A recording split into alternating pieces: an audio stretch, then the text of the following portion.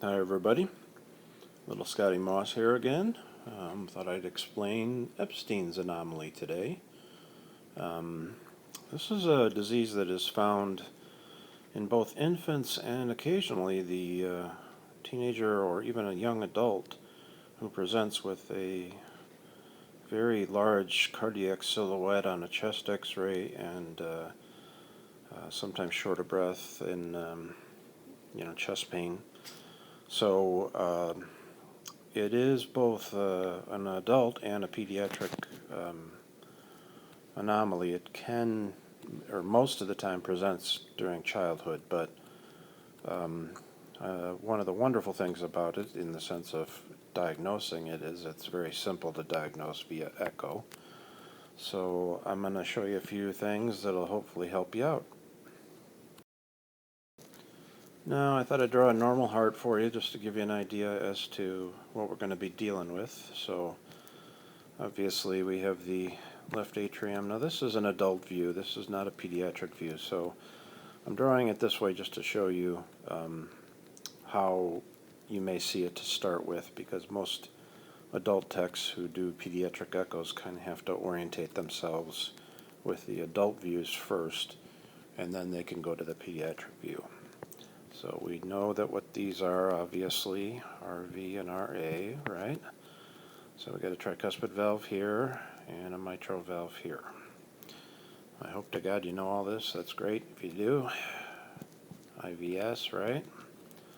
And of course the atrial septum down here. So, normal looking heart, right? Seems like everything's in a good place. I may have drawn a little apical hypertrophy, but whatever. So let's draw a tricuspid, or a Epstein's anomaly. Okay, so here's what an Epstein's anomaly will look like when you visualize it for the first time. What has happened is the tricuspid valve obviously is not even close in this example to being in the right place. So most of the time, obviously we have a tricuspid valve that's up closer to the mitral valve. It's usually down a little bit further than the mitral valve. But in Epstein's anomaly, you have this incredibly low tricuspid valve area, meaning that this is the only part of the RV that has kind of survived. This entire area here, all of this, even though there's muscle here, will become atrialized. So it will become like an atrium rather than a ventricle. So the walls won't contract like a muscle. They'll start to degenerate and they become more of an atrial wall. And what that means is you have this area here being the only area that pumps blood to the lungs. So as you can imagine, the blood volume or the stroke volume coming out of that RV is going to be really low because there's hardly any blood in it. And these kids sometimes present, later, like let's say they're 5 and they go into their first kindergarten gym class, and the teacher's one of those crazy coaches and wants to run them all over the place. And one kid sits down on the floor and says, I can't run anymore, and he's breathing so heavy it's ridiculous. So, to the nurse's office, they hear a murmur, and they send him for an echo, and this is what we find. One of the other things that can take place is, let me see if I can erase some of this to make this a little easier.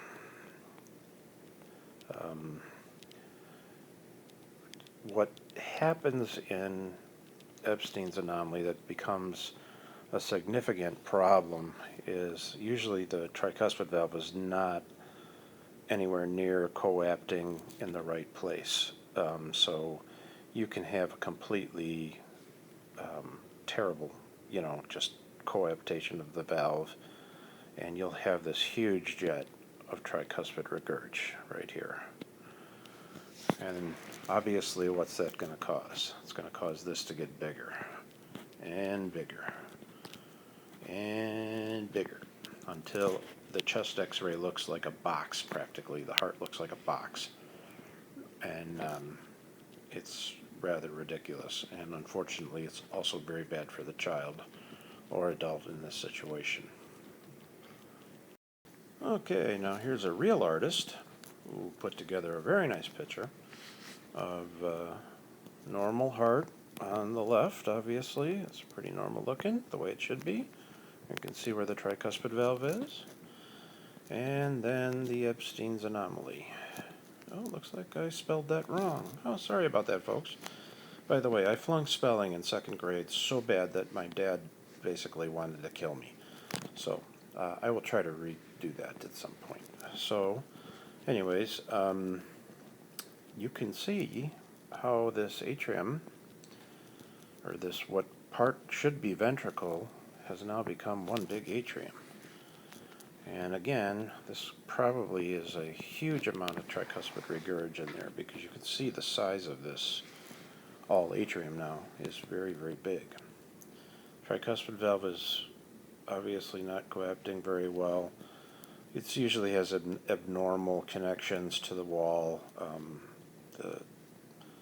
It's just a really messed up disease to have, because there is not a lot you can do for it. So I'll show you some of that later on. Okay, so here we have another view, and what I wanted to show you on this view is obviously normal heart here, Epstein's anomaly here. Really what I wanted to show you is the size of the RV in this picture and the amount of blood that would be going out to the pulmonary artery. So with an RV that size, you're not going to have a lot of volume going out to the lungs, which means the lungs will probably be working really hard to get oxygenate, or to get blood into them so that they can oxygenate it and send it back to the left atrium. This is a severe case. Looks like I have seen this before in several of the cases that I've seen over the years, where the one leaflet attaches in the correct spot, but the other leaflet attaches in the completely abnormal spot, which makes the coaptation of the valve almost impossible. You can see how they made this leaflet look really long, because that's, trying to coapt properly, it needs to be longer. So, but I wanted to show you this picture because it really gives you an idea of how small the RV is. Okay, so here's an echo image showing a pretty significant case of Epstein's anomaly. Let me see if I can change colors on my... So here's the mitral valve right here. And obviously way up here is the tricuspid valve, and you can see how long this leaflet is as compared to the other leaflet. This whole area now is atrialized, so it becomes one big atrium, and your ventricle is here, which means there's not going to be a lot of blood going to the lungs again. But this is what you'll see echo-wise when you first image the patient. You'll get a hint in the long axis view. Usually the left ventricle and the left atrium are kind of smushed by the size of the right side. So that'll give you an idea. Also, I'll show you a view of the long axis view, which always gave me a hint that there was Epstein's anomaly going on. I'll show you that in just a couple minutes, and we'll look at it. Okay, here's another shot. Echo-wise, again, this is an adult view.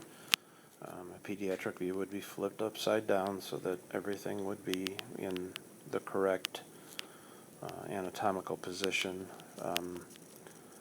When you're doing echoes for pediatric cardiologists, they're going to want that view, so you're going to have to learn it pretty quick to get a good idea of what you're looking at. In emergency cases or where you're at a hospital where you only see 1 or 2 pediatric patients a month, most of the peds cardiologists are pretty, they're pretty good with interpreting echoes just like adult echoes, but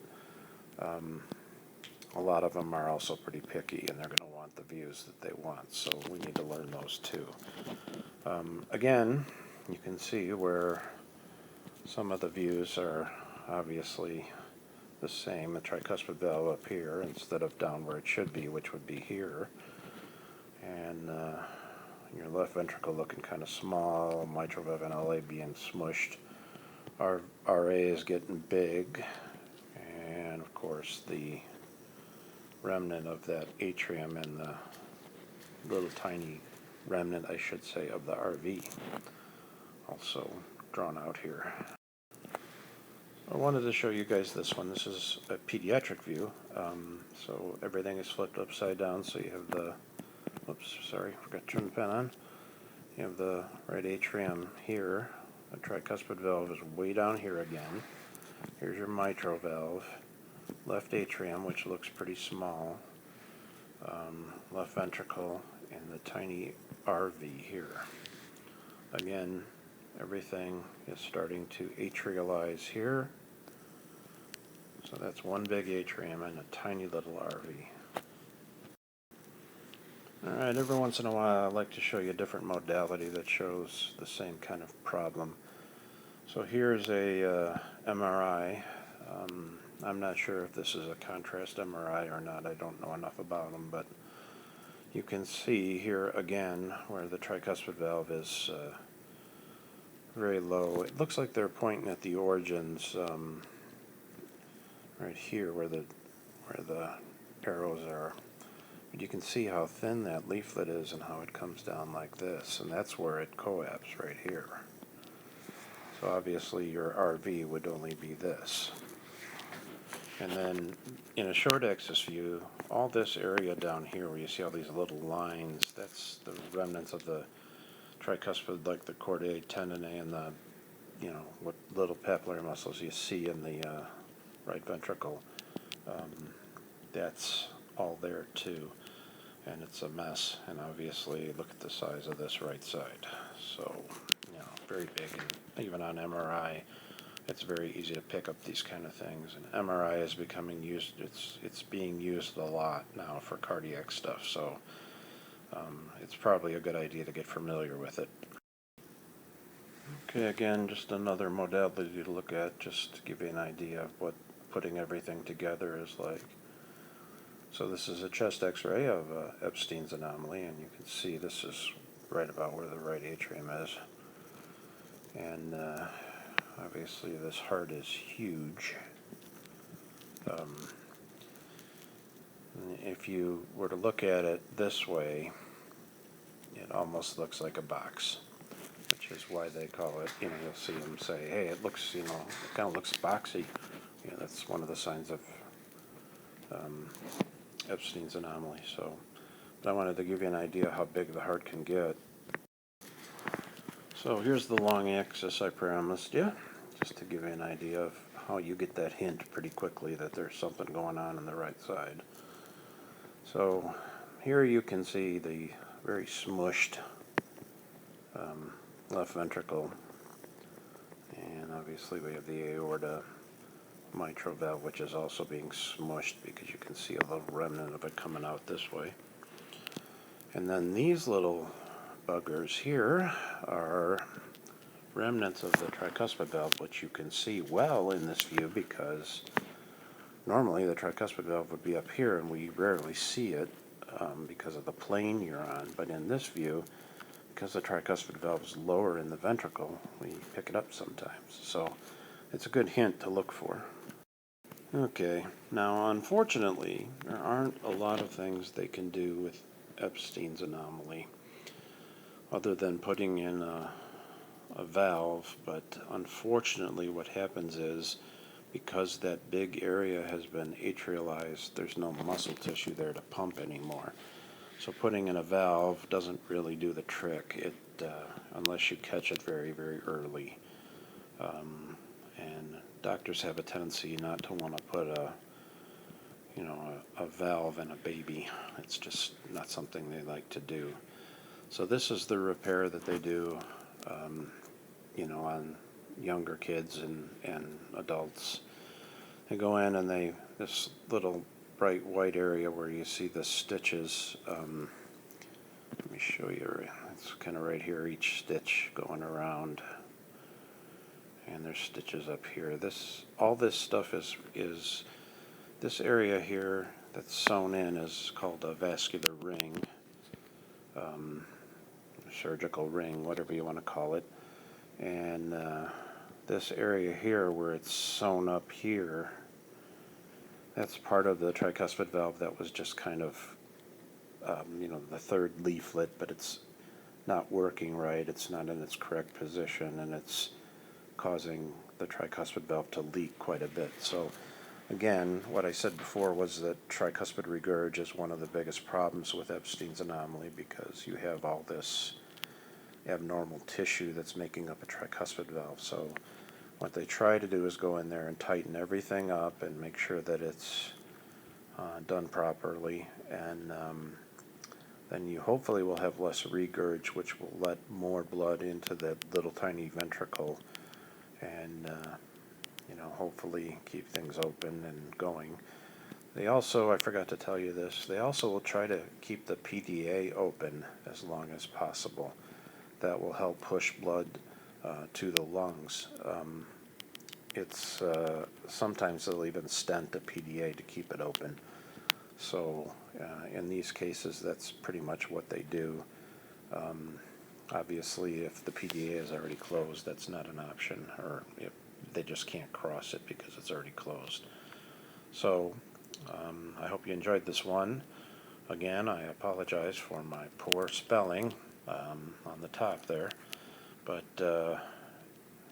everybody's got their weaknesses. I guess that's mine. Have a good night. I appreciate it. Bye.